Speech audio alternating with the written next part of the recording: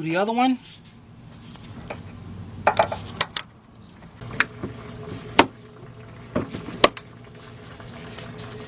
So you can expose a 10mm bolt right there. Tape that one up. And you want to milk in right over here. See this ledge over here? Okay. So I don't want to bend nothing out of the way. Right here, we're not going to disconnect it from the radiator. We're going to disconnect it from right here. Any kind of damage, you want to record that. You want to make sure you still got all antifreeze in there so it won't leak everywhere. And let me get some new clamps to go up here. Right back.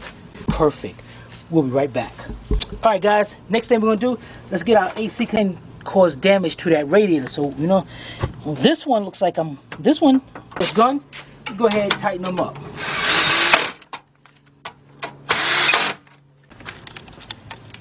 Because now, we're going to take the 12mm bolt out.